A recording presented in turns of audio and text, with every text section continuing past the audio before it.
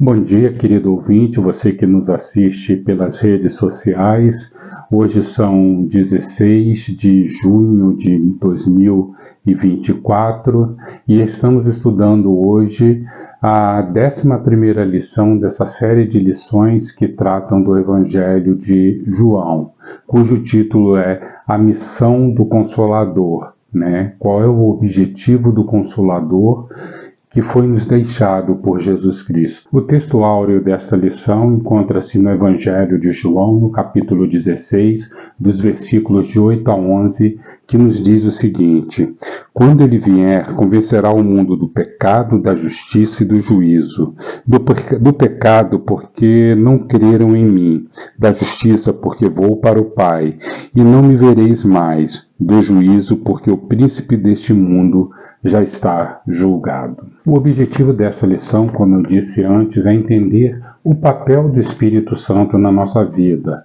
Ele como ajudador, como consolador, aquele que está presente em nossa vida e principalmente aquele que nos convence do pecado, que nos mostra os nossos erros, as nossas falhas, nos convencendo assim que é necessário que nós tenhamos uma mudança de atitude em nossas vidas, uma mudança de pensamento, uma mudança do modo de ser, para que assim a gente possa estar em conformidade com aquilo que é esperado de nós como crentes.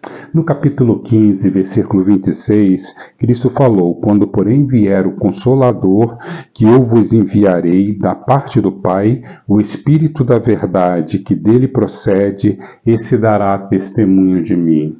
Cristo já estava prestes a passar por suas dores, pelo seu sofrimento, prestes a ser dado como sacrifício, cumprindo assim todo o plano, todo o propósito do Pai. E é certo que ele sabia que após a sua partida, após a sua morte, enfrentaríamos problemas, enfrentaríamos dificuldades, ele não estaria mais presente fisicamente, presente junto dos seus discípulos, junto de nós, e tenderíamos a nos afastar, a nos esquecer de tudo aquilo que ele fez, de tudo aquilo que ele participou a nós, que todos os exemplos que ele nos deu, e assim nós nos afastaríamos daquilo tudo que ele fez, nos afastaríamos de todo o seu propósito. E é por isso que então é pensado naquele que ficaria no seu lugar, naquele que nos ajudaria, nos fortaleceria nos momentos de dificuldade, nos momentos de perseguição que os discípulos passaram e que a igreja passou e tem passado e ainda passamos até hoje nos nossos dias. E esse Espírito que foi prometido por Jesus Cristo, ele tem essa função, ele tem essa característica primordial: nos fortalecer, nos capacitar, nos ajudar, nos dar condições para que continuemos caminhando nesse caminho novo, nessa vida nova que Jesus Cristo nos deu. Nós devemos ter em mente que a figura do Espírito Santo é algo completamente novo para aquelas pessoas. Eles estavam acostumados com o conhecimento que eles tinham do Pai, estavam tendo o conhecimento, estavam vivendo ali a experiência do caminhar juntamente com Jesus Cristo, mas agora apareceria um terceiro elemento, o Espírito Santo, formando assim aquilo que nós chamamos de Trindade, o Deus Pai, o Deus Filho e o Espírito Santo, aquele que foi prometido a nós como aquele que seria o nosso Consolador. E esse Espírito Santo, conforme temos dito, ele tinha algumas funções, ele tinha e ele tem algumas tarefas a desempenhar tanto na vida daqueles discípulos naquela época, como a nós, como a igreja durante esse caminhar, esse tempo todo, e com a nós nos dias de hoje. Voltando ao texto de João, no capítulo 16, versículos de 8 a 11, nós temos: quando ele vier, convencerá o mundo do pecado, da justiça e do juízo. Vamos parar aqui somente nesse versículo 8. 3 funções que podemos dizer assim, que são extremamente básicas para a atuação do Espírito Santo na vida do crente. A primeira é o convencimento do pecado. É muito interessante notarmos, irmãos, que quando saímos para fazer um evangelismo, por exemplo, nós temos a tarefa de entregar a mensagem, de falar de Jesus Cristo, de mostrar o amor de Jesus Cristo às pessoas a quem nós estamos levando a mensagem, mas é tarefa do Espírito Santo, é a tarefa somente dele, convencer a pessoa do pecado. Não sou eu que a convenço do pecado. Eu posso até apontar algumas coisas com muito cuidado, é lógico, para não ofender a pessoa a quem eu estou dirigindo ao Evangelho, mas na realidade é o Espírito Santo que toca o coração da pessoa, é o Espírito Santo que faz ela acreditar, compreender que os seus pecados lhe impedem de ter um relacionamento com o Pai, que esse pecado impede que ela possa ter uma vida completa, uma vida digna, uma vida plena aos moldes de que Deus um dia planejou para o ser humano. Esse é a primeira função do Espírito Santo. A segunda tarefa, a segunda função que é própria do Espírito Santo é convencer o ser humano da justiça. E a justiça é Jesus Cristo. Jesus Cristo, ele foi condenado, foi crucificado, foi morto por algo que ele não tinha culpa, que é os nossos pecados. E é esse o convencimento que o Espírito Santo faz na vida do ser humano. Compreender esse sacrifício imerecido, que esse sacrifício de Cristo por nós, que é algo imerecido de nós, né, da parte desse favor que ele fez por nós, porque se não fosse por esse sacrifício, nós não teríamos acesso a Deus Pai, nós não teríamos o privilégio de sermos chamados de filhos de Deus. Somos criaturas de Deus, mas a partir do momento que somos salvos, de que aceitamos a Jesus Cristo como Senhor e Salvador, passamos a ter o privilégio de sermos chamados de filhos de Deus e não mais criaturas de Deus. Então, a segunda função do Espírito Santo é nos convencer da justiça, e essa justiça se resume em Jesus Cristo. E por fim, esse versículo 8 aí, do capítulo 16 de João, nos mostra que ele tem a tarefa também de nos convencer do juízo. Se eu não aceito a Jesus Cristo como Senhor e Salvador, se eu não aceito esse favor imerecido de Jesus Cristo sobre minha vida através da sua crucificação, aquilo que nós chamamos de sacrifício vicário, né? Nós não teremos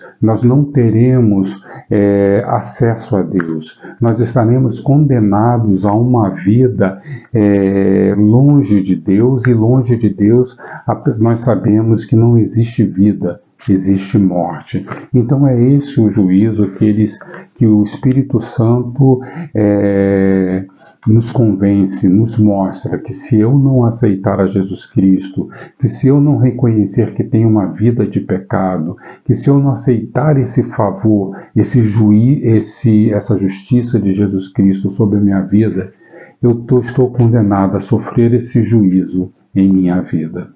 Aquele era um momento crucial para o cristianismo, era um momento crucial para os discípulos, aqueles que estavam acompanhando Jesus Cristo por aquele tempo, por aqueles anos, né, 3 anos, né, e era importante então que eles tivessem essa promessa de Jesus, né, de que eles teriam um consolador, de que eles teriam uma outra figura, uma outra pessoa que estaria ali os guiando, estaria ali os confortando. A atuação do Espírito Santo é muito ampla.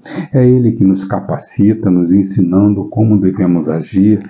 É Ele que nos dá a palavra certa para levarmos as pessoas que estão necessitadas. É Ele que nos move diante de tantas situações, assim, fazendo a obra, testemunhando de Deus a esse mundo. Mais à frente, Cristo é crucificado, Cristo depois ascende aos céus e a igreja, meio que os discípulos, a igreja não, porque ainda não existia esse conceito, estava sendo construído esse conceito de igreja, mas os discípulos, aquele grupo que seguia Jesus, meio que estava esfriando, e aí nós temos lá no Pentecostes, lá no começo do livro de Atos, como nos relata, a manifestação do Espírito Santo. Apesar que ao lermos os evangelhos, lermos que depois da morte de Jesus Cristo, nós vemos que algumas coisas acontecem ali, já davam sinais que o Espírito Santo estava começando a agir, a se movimentar. Mas é no Pentecostes que oficialmente, vamos dizer assim, começou o ministério do Espírito Santo na vida da igreja. No passado, no Antigo Testamento, existia a figura do Espírito Santo. O Espírito Santo agia, mas era um pouco diferente.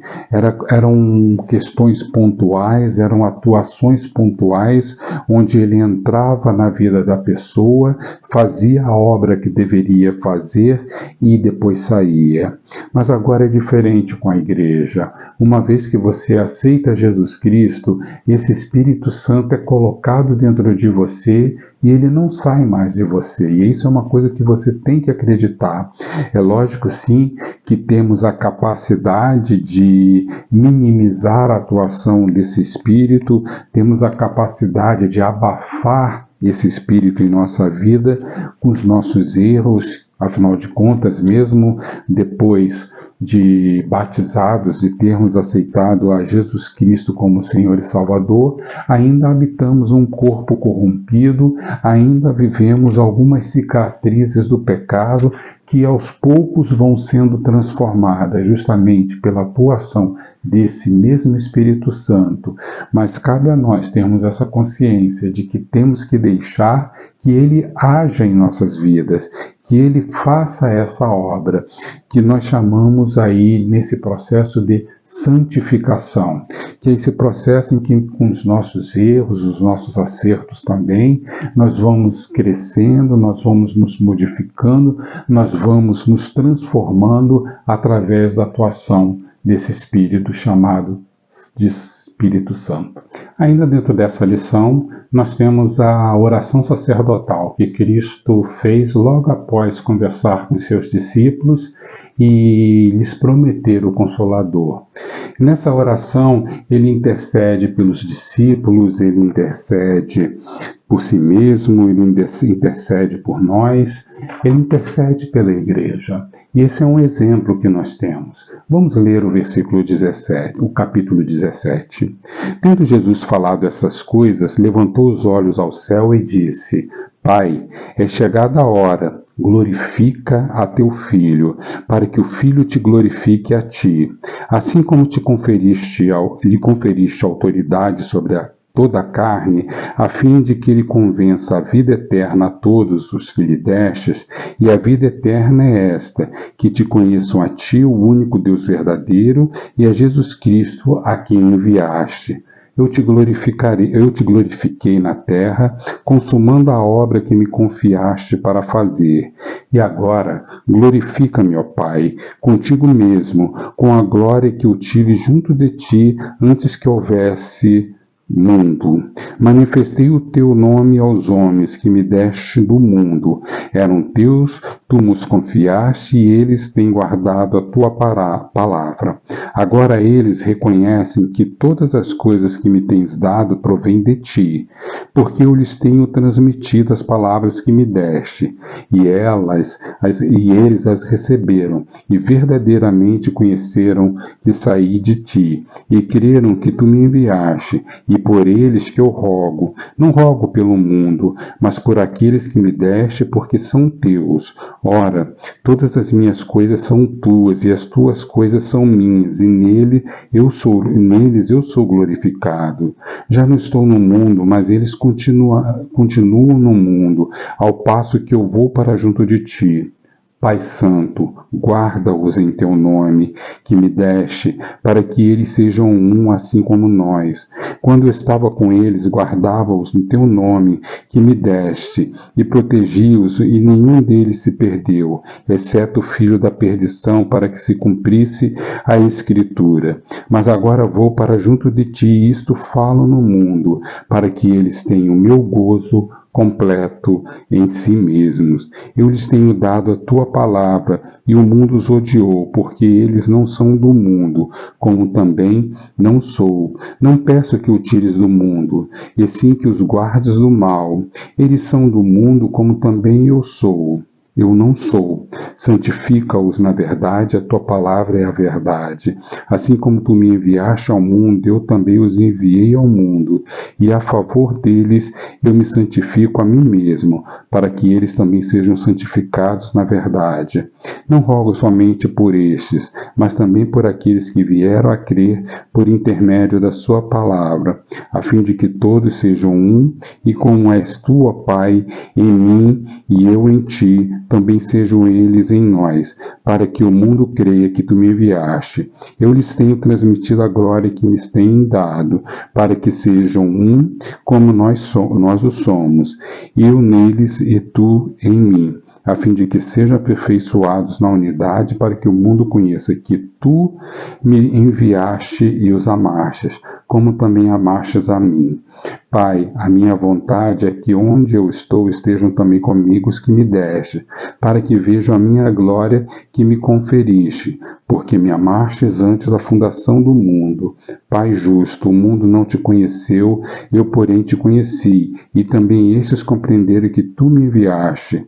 Eu lhes fiz conhecer o teu nome, e ainda farei conhecer, a fim de que o amor com que me amaste esteja neles, e eu neles esteja. Esta oração é praticamente um resumo de tudo aquilo que Jesus Cristo fez enquanto aqui esteve, o seu ministério, né? O ensinamento que ele deixou para os seus discípulos, e nos mostra também a preocupação que ele tinha com a sua igreja, que eram os seus discípulos, aqueles que viriam após dele, né? E por isso ele roga ali pelos seus discípulos, ele roga por si mesmo também, né? Sobre isso tudo que estava acontecendo. É um exemplo para nós nos dias de hoje, né? Como devemos orar pelos nossos irmãos, como devemos orar pela igreja gloriosa de Jesus Cristo que está espalhada por essa terra aí e que precisa se manifestar para que o mundo possa reconhecer e possa ver a glória de Jesus Cristo através de sua noiva. Então nós aprendemos nessa lição as funções do Espírito Santo, né? Que é nos convencer do pecado, nos convencer da justiça, nos convencer do juízo, a justiça que é Jesus Cristo e o juízo que é vivermos longe desse Jesus que se sacrificou, que se deu por nós, nos permitindo ter acesso assim a Deus. E também no final aqui da lição, esse exemplo de oração que deveríamos imitar, que devemos imitar na nossa caminhada cristã, como algo como uma prática que devemos ter, como algo bom que abençoa tanto a igreja quanto a nós mesmos.